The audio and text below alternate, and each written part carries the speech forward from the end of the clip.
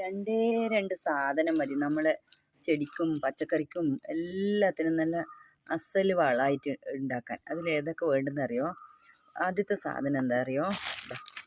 നമ്മുടെ കടലപ്പിണ്ണാക്ക്. ഇത് ഞാൻ എൻ്റെ ചെടിക്കും പച്ചക്കറിക്കും ഒക്കെ ഒഴിച്ചു കൊടുക്കുന്നത് ഇത് ഒരെണ്ണമാണ്. ഇത് ഏതെന്താണെന്നറിയോ? കാടിവെള്ളമുണ്ട്, കഞ്ഞിവെള്ളമുണ്ട്. അരി കഴുകിയ വെള്ളവും കഞ്ഞിവെള്ളവും കൂടെ എടുത്തു വെച്ചാണ്. അതിലേക്ക് നമ്മുടെ ഈ ഞാൻ അളവും കാര്യമൊന്നും നോക്കാറില്ലേ, 1 കിലോ 1/2 കിലോ കണക്കൊന്നും നോക്കാറില്ലതാ. അതിലേക്ക് നമ്മുടെ ശർക്കര, ഉണ്ട ശർക്കരയും കൂടി ഇത്രയും വേണമെന്നൊന്നുമില്ല. അത് ഇപ്പോൾ ഇതിൽ ഞാൻ വെള്ളം നല്ലോണം ഒഴിക്കും. അപ്പോൾ ഈ ശർക്കരയും കൂടി ഇട്ടിട്ട് അവിടെ വയ്ക്കുക. ഇതിനകത്ത് ഇപ്പോൾ നാളെ കഞ്ഞിവെള്ളം ഉള്ളത് ഒഴിച്ച് വയ്ക്കും. അങ്ങനെ 1-2 ദിവസം കഞ്ഞിവെള്ളം ഒഴിച്ച് ഇളക്കിയിട്ട് ഒന്നിങ്ങനെ എപ്പോഴും അടച്ച് വയ്ക്കും.